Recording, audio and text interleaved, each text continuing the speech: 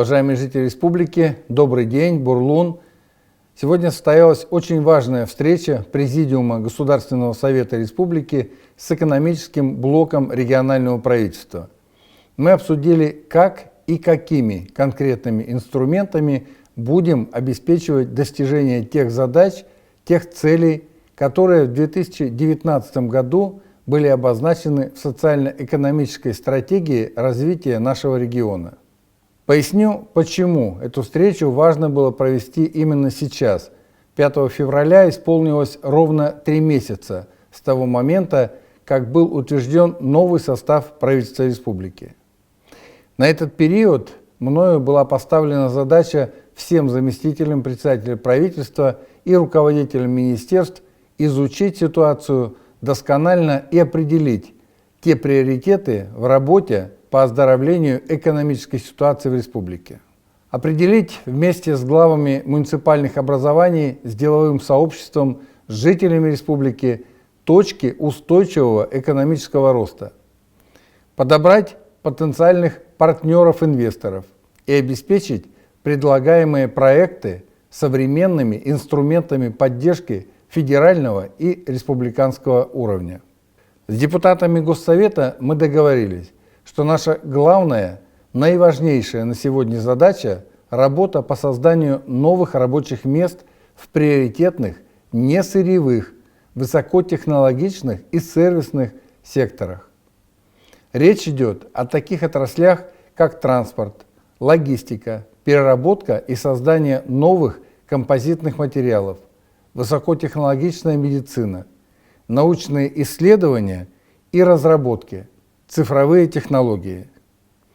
И таких мест современных, привлекательных для молодежи и позволяющих ей раскрыть свой потенциал мы должны создать в республике очень много. Порядка 10 тысяч рабочих мест в ближайшие 5 лет.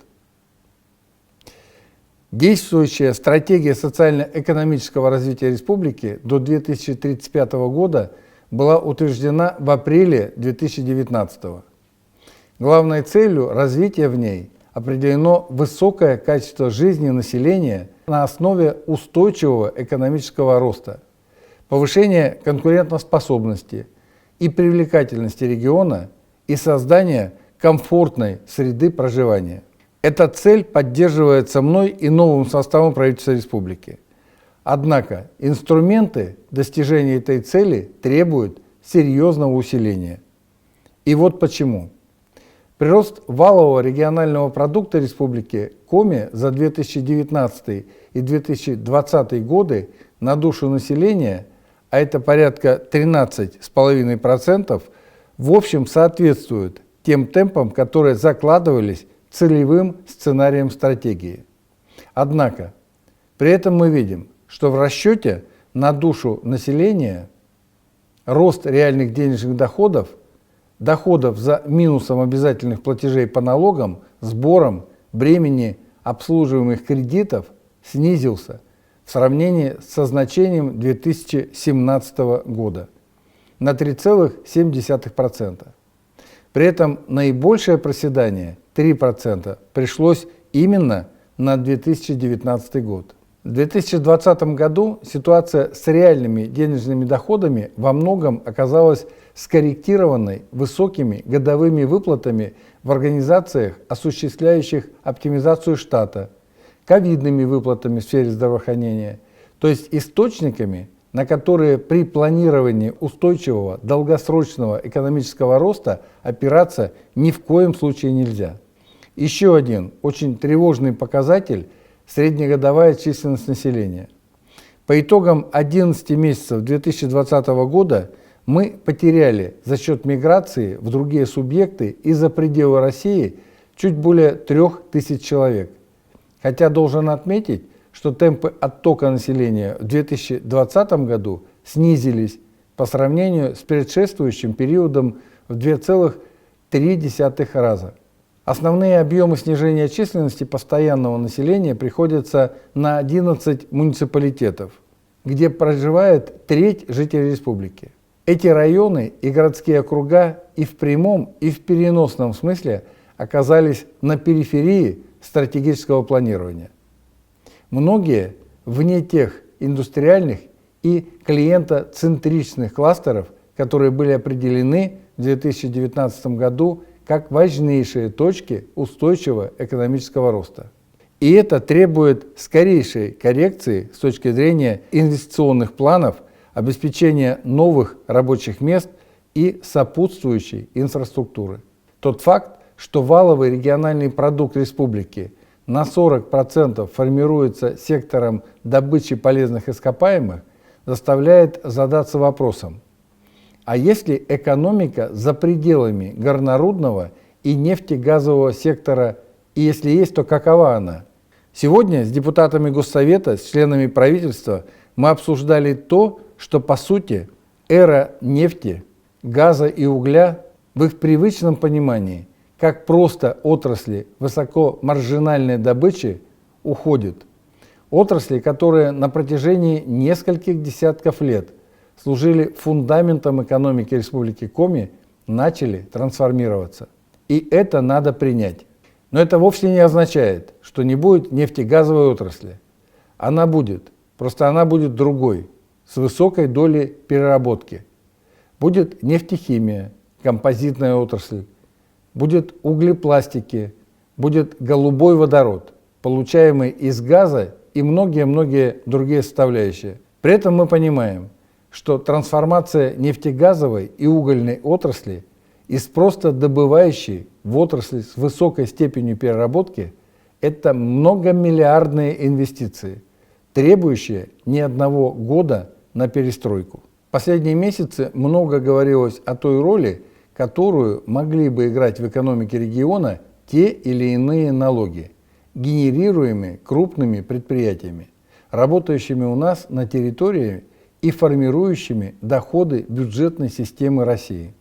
Хочу обратить ваше внимание на следующий факт. По данным налоговой службы за 2020 год налогооблагаемая база по таким корпоративным налогам, как налог на прибыль, налог на добавленную стоимость, налоги на использование природными ресурсами, в том числе и НДПИ, несобираемость, она по-прежнему на высоте, а именно поступления сократились. И сократились существенно. При этом поступления налогов, преимущественно формирующих доходы республиканского бюджета, а именно налоги на доходы с физических лиц, на имущество организаций и физических лиц, транспортный налог, даже немного подросли. Основными плательщиками НДФЛ сегодня является транспортно-логистический сектор, сектор госуправления. Большой вклад в виде НДФЛ вносят обрабатывающее производство, оптовая и розничная торговля, энергетика, ЖКХ, сельское хозяйство, научная и техническая деятельность. При этом очень важно понимать, что создание новых рабочих мест за пределами сугубо добывающих секторов требует кратно меньших инвестиций в основной капитал в перерасчете на одно вновь создаваемое рабочее место. Поэтому повторю, наша общая с Госсоветом Республики и с главами муниципалитетов задача формирования условий для создания в последующие 5 лет до 10 тысяч рабочих мест в республике. Это порядка 1-2 тысяч рабочих мест в год. В тех секторах, которые я перечислил, и в тех, которые у нас еще даже не существуют. Речь идет о научных исследованиях, разработке и производстве новых композитных материалов, которые сейчас, например, очень востребованы для выпуска контейнеров для морских перевозок.